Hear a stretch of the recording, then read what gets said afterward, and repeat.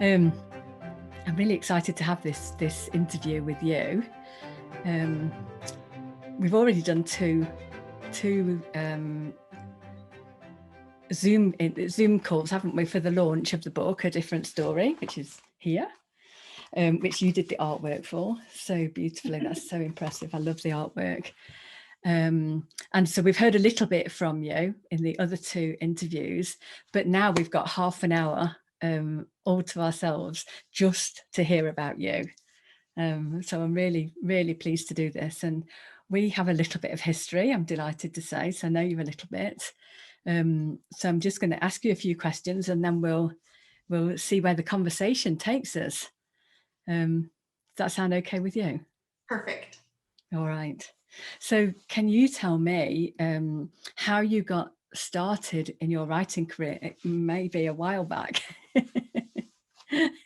It's such a great question. And, it really, it takes me a while back.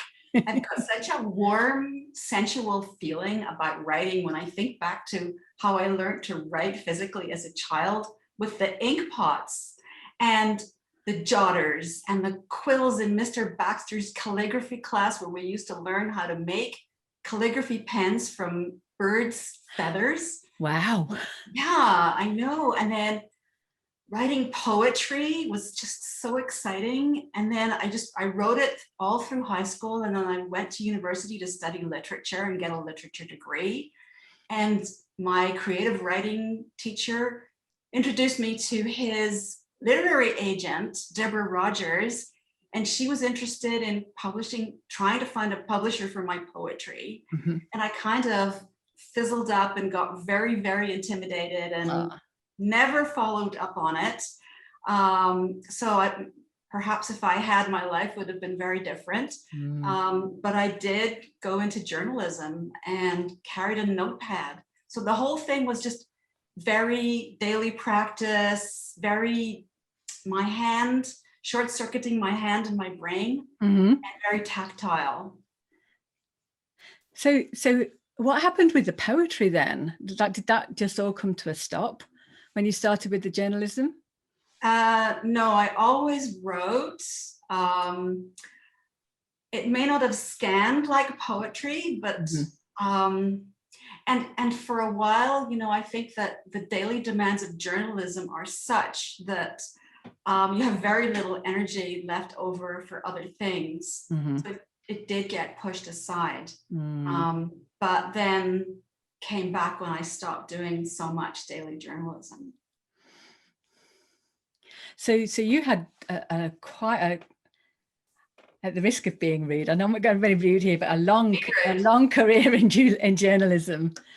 And so tell me about how that is, and then compared to how it is writing, whether it's for yourself or for the book, or the writing that you're doing now. How is it the same and how is it different? Well, the first main thing is that the stories were assigned to me. Generally speaking, I would say 90% of the time, a journalist goes in, is assigned a story, and then you spend the first half of the day in a frenzy, gathering information, doing interviews, getting visuals, and then around 2:00 you sit down and you try to empty your brain and get into some kind of a state whereby you can distill everything and use your judgment and your news judgment, throw all of that up in the air and somehow or other pick it up and put it down on the page very quickly without thinking too much. So it's like giving birth to a 20-pound baby every day. God, there's a metaphor.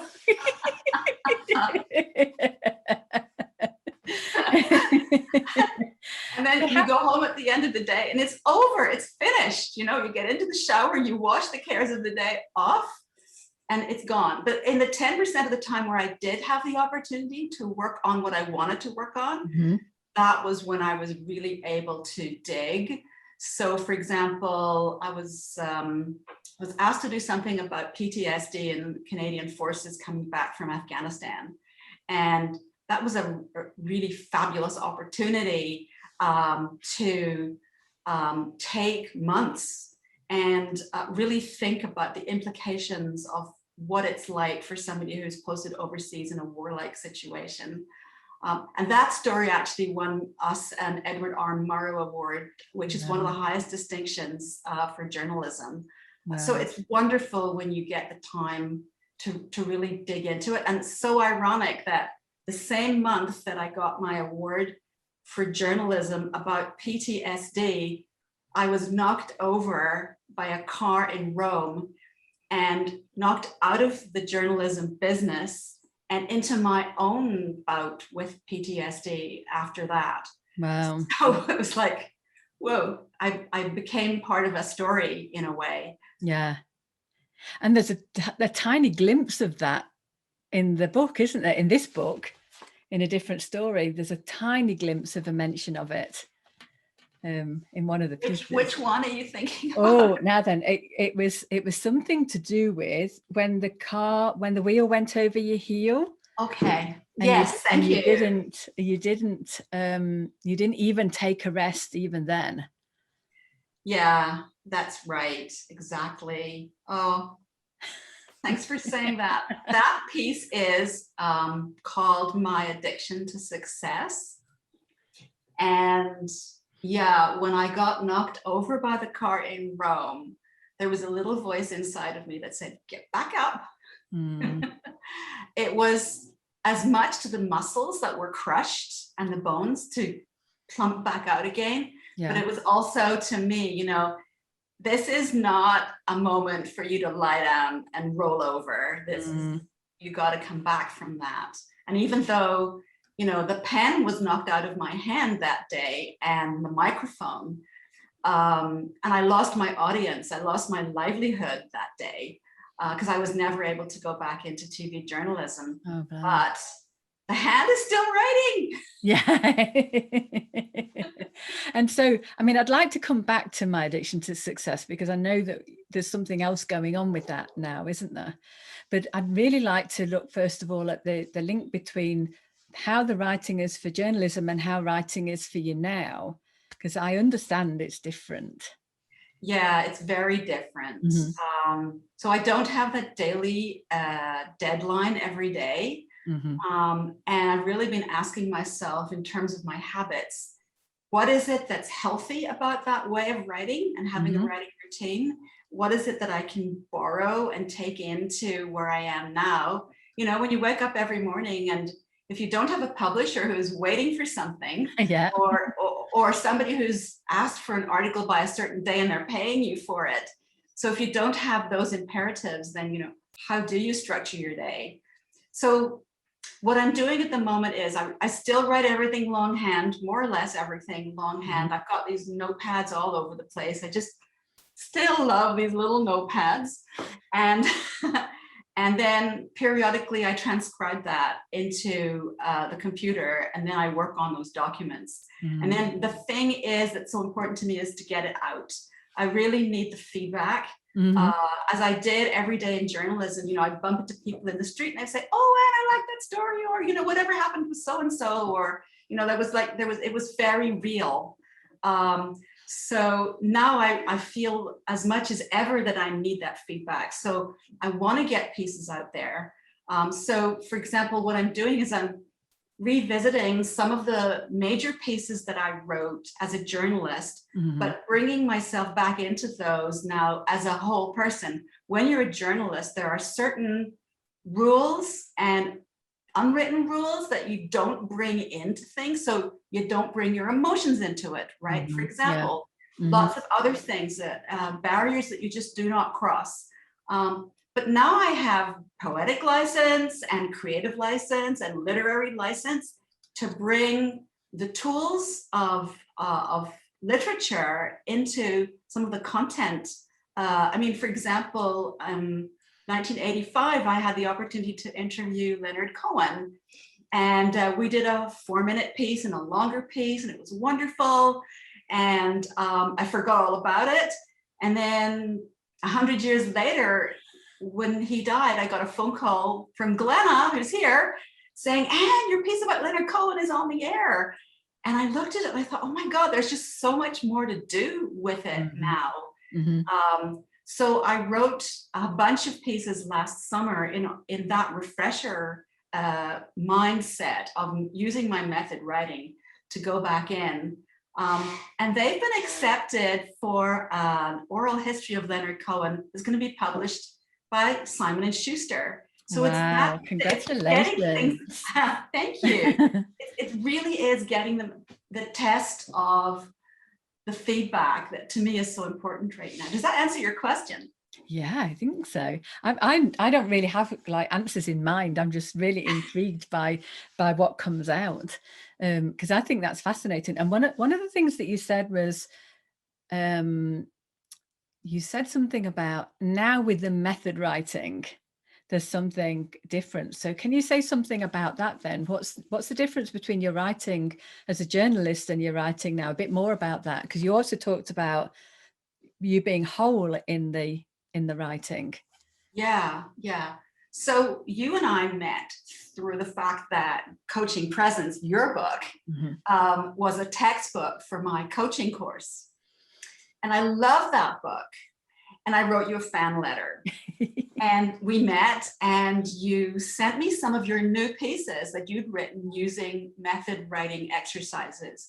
And I was so intuitively drawn to what had changed for you between how you were writing when you were writing what became a textbook, an academic textbook, even though it's not a stiff book, and what the new pieces were that you were producing.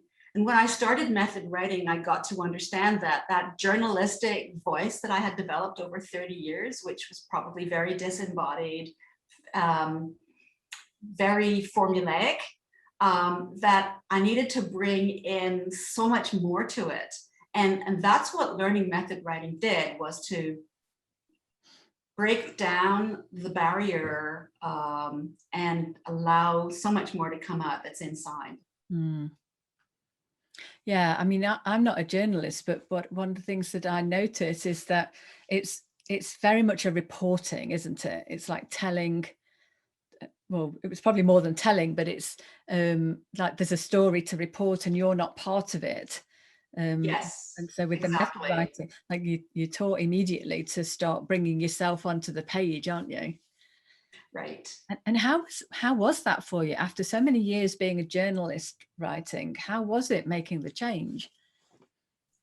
I think it went fairly smoothly because I was ready for it. After all that time, I was hungry for it. And I was fascinated by it.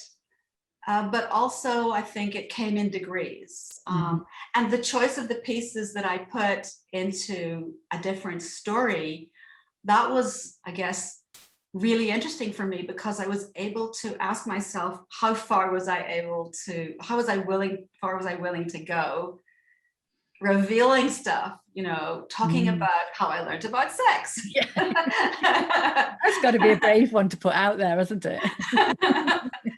Talking about all the doctors in my life, which pushed me into a whole area, and talking about my addiction to success, all of that was only able to come about because of method writing, but then being willing to allow other people to read it. Yeah. Was there a point where you thought, no, I'm not going to put this out there, it's too personal? There are some pieces I'm not yet. You won't, yeah. Yeah, for sure. Yeah. So maybe one day. Yeah. But I'm so pleased that the pieces that you put into this book, I mean, they're just fabulous. Oh, they really are. I love them. And the thing that's interesting to me as well was that when you read the piece, Your Addiction to Success, you read the piece for the second event that we did, where we each read a little bit of the piece. Although the piece had been edited a little bit before it went into the book, it's in the reading of it, you'd already shifted and changed aspects of it, hadn't you? Yeah, well, part of that was because you asked us only to read one page and it was longer. Yeah, I didn't have to cut it down. Yeah, I didn't know if it was because of what you're hoping to do with it going forward. Well, yeah, I mean, it's really easy now to think in terms of cutting out those precious darlings that may have felt wonderful and something you were proud of first and second time around, but how could you make it really lean? Yeah. So yeah, it's part of the editing now. Yeah. Yeah, I've noticed that with my writing. Like, I'm going back to the book that I wrote 18 months ago that I've not published yet. And the editing that I'm doing, it's already been edited twice already. It's already had a professional eye on it, but I'm stripping it back like nobody's business, so completely different.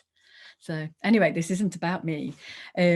So where next for you then now? What have you got planned ahead? Well, yeah, there's a bunch of irons in the fire. I've been asked to write a personal literary piece for Joyicity, which is an online magazine about all things James Joycean. Oh, right. Okay. Yes. So I'm chewing over the connection between my Irish past and James Joyce. And I like to imagine that my grandfather maybe sat at the docks in Dublin back to back with James Joyce.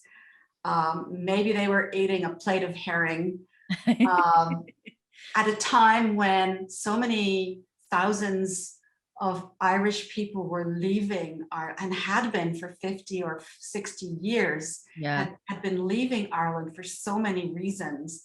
There was James Joyce going off to Trieste to finally get some recognition for the work that he was doing. And there were my grandparents arriving in Dublin, away from the Baltic area where they had been persecuted, right, and making a new life for themselves in a place that Joyce and many others could not make a go of it.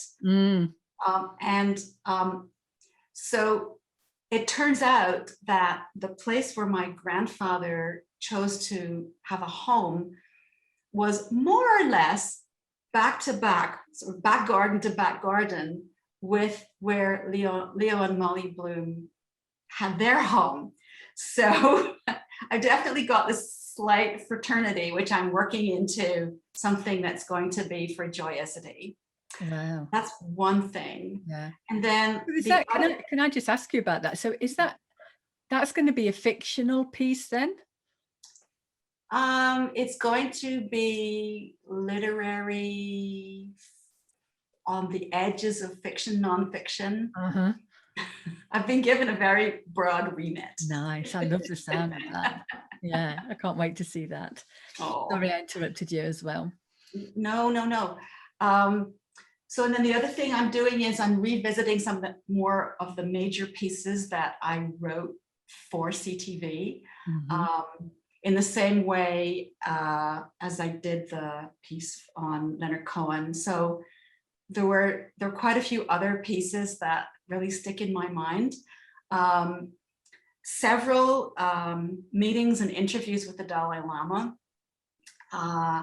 And I'm working on that and looking forward to trying to have a way to send that out also.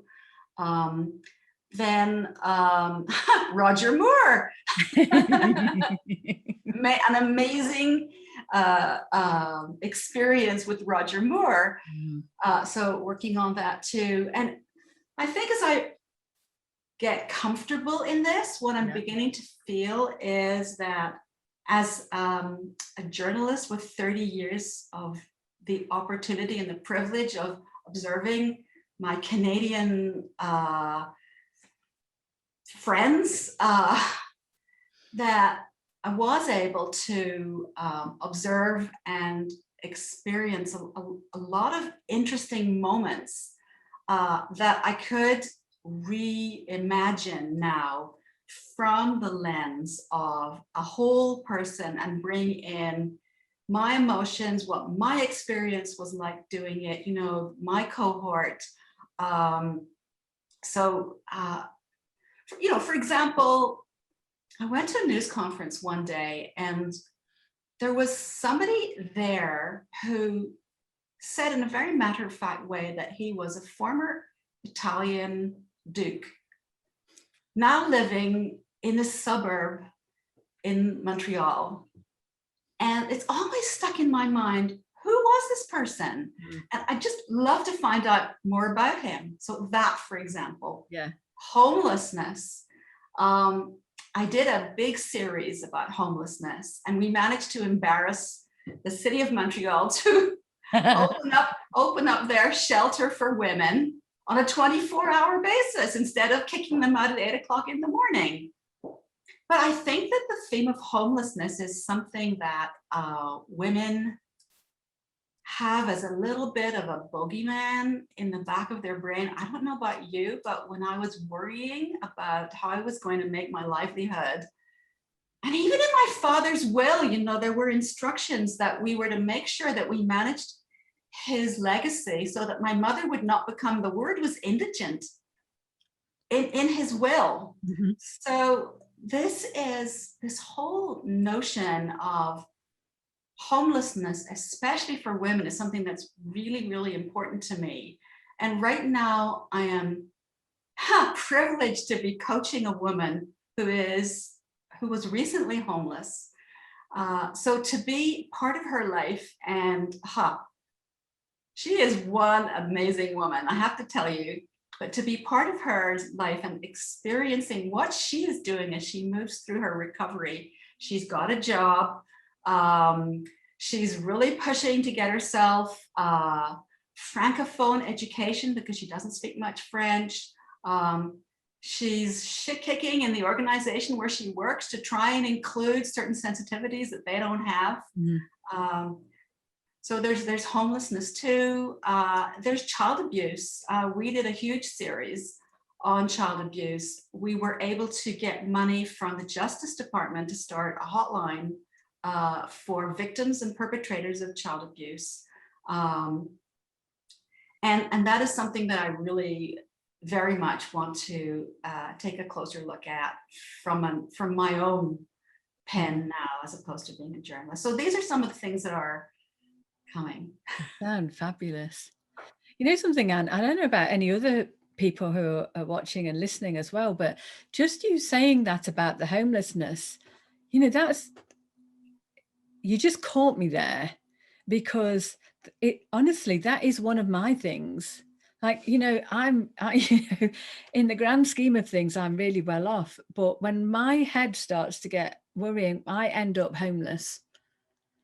And just as you said that, I thought, oh my God, it's not just me. Yeah. I have a funny feeling that this is a deep river of anxiety that runs through when you think about it. We're so close to a time when women were dependent, when it was supposed to be a man who would make sure that she had what she needed, and all she had to do was take care of the children. I mean, that's a very mythical way of looking at a life. Yeah, but it's not that long ago, is it, really? It's not. So I feel as though I have in my DNA the persecution that my family felt when they had to leave the Baltic. Yeah. And I feel I have in my DNA also the homelessness, and God knows what else. Yeah, God knows what else we've got in here. Digging around in there. Yeah, but the method writing does help us to excavate it, doesn't it? And that's your word. I've stolen that word from you. Well, the cover of the book really is a little bit archaeological, isn't it? It gives that sense of wrinkles and also something very old. And I'm also excavating living with doctors, what that means to a society to apportion the worrying, like somewhere inside of us, we might worry about homelessness, but we have given the role of worrying about our health and the taking care of it to a group of people so that we don't have to really, I mean, we might watch our diet and we might do this and that and the other. We might make sure we go for our blood test and get our COVID vaccination, right? We do all that stuff that we can do. But when it comes down to it, that role that we ascribe to this group of people, I live with one, I lived with another one, and I've watched it. And it is huge what we've done in outsourcing that brain.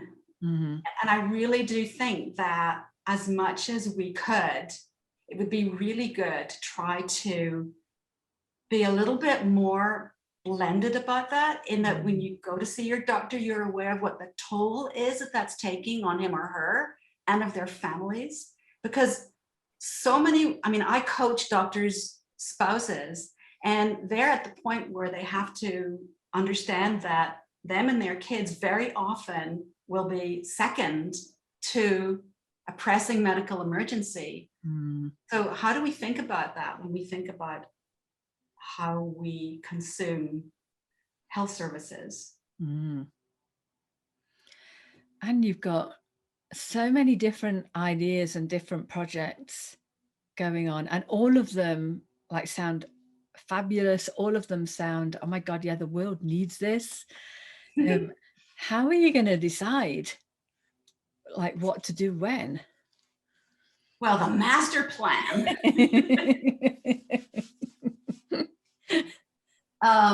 So I think what I'm doing is I'm taking each chunk as I can and working on it and sending it out and seeing how it goes. So the piece about altruism in physician families is out there. It was published in the Canadian Medical Association Journal. As I get each piece out there, then I'm kind of getting a sense of orienting it. Yeah. And I think ultimately what I would like to do would be a collection of essays, a collection of memoir pieces, which would have a grouping of these things. Oh, yeah. Ideally have parts of them published in different places first. Wow. Well, that's nearly half an hour. That somebody put a comment in. So somebody said, Barbara Ford said, congratulations on the Simon and Schuster Leonard Cohen score. Oh. You needed to hear that, I thought. Yeah, it feels really good. I bet. And how long is it before that comes out? That's 2023. Oh, so it's quite a while now. Yeah.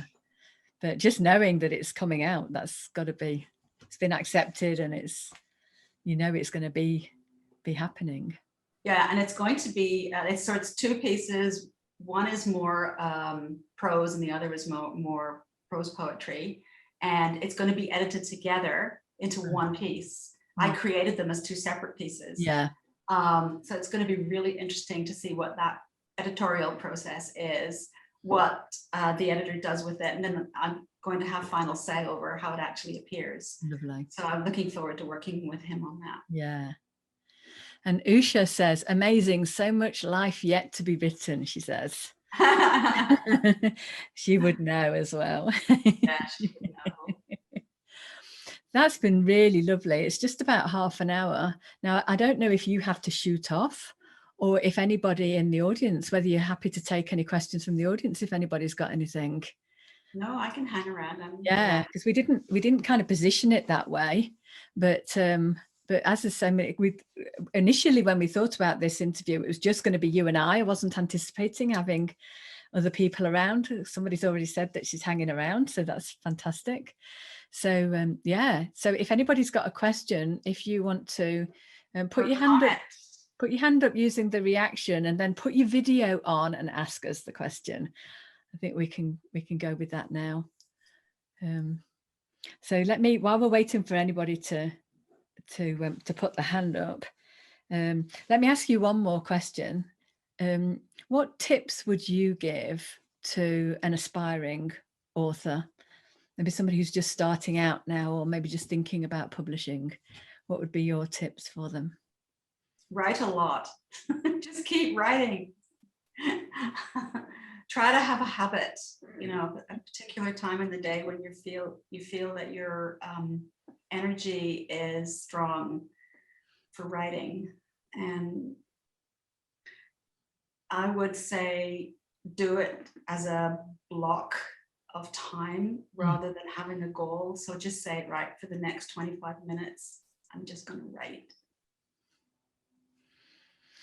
I love that you said 25 minutes, because most people would say half an hour or something like that. 25 minutes is such a, it's kind of like, oh yeah, 25 minutes doesn't sound like, it sounds doable, doesn't it? Yes, there's been research on that 25 Oh really? number. Has there? Yes, and it is supposed to be the optimal number of minutes that most people can concentrate in. Right. And then you take a short break and then start back up again. Right. Yeah. Although when I was writing Coaching Presence, I would say that theory was blown out of the water, I have to say. Well, that's it. Generally, I could say generally I can see how that would be. You worked for many, many, many hours. I did. So Dominique and Glenna have both put their videos on. So does that mean you have a question? I do, yes. Oh, fabulous. So you talked a lot about your journalism career, and of course you said journalism writing is different from what you're writing now. However, in the time of social media and blogging and content writing, there's so much writing right now on the internet.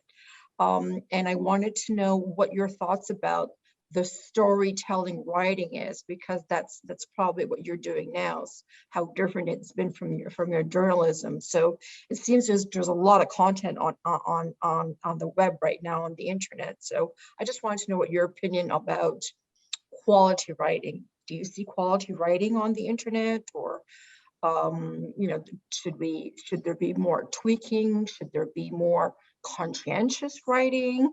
Because there's so much information. Yeah, I'd love to have more information from you about why that is an important question for you before I answer it. Well, because I like to focus on quality writing, and for me, I believe, or I see that you're a person of quality and you're very conscientious about the material out there. But I don't think that is the case with a lot of material that's written out there. So I guess, you know, like, how important is storytelling now on the internet, right? And all this fake news. I mean, we're all getting confused with information on the internet, you know. Dominique, are you asking this question as a writer? No, just someone that absorbs content. I'm asking this question because I'm a big reader from the internet, and to see this fake news reporting, you know, is concerning. So I just wanted to know what your opinion about where's the writing going now with so much social media. It's a really good question, you know, and, you know, coming from a journalism background where, right, and at a time, I mean, I did it until 10 or 12 years ago when there was no discussion of fake news, really. I did it at a time when mostly in the main people understood that journalism was checking your facts, having a couple of sources, going to the main source. Integrity was what was the watchword of journalism when I practiced it. And it's horrifying for me to see how there has been this whole manipulation and calling into question the believability of journalism particularly, and the media in general.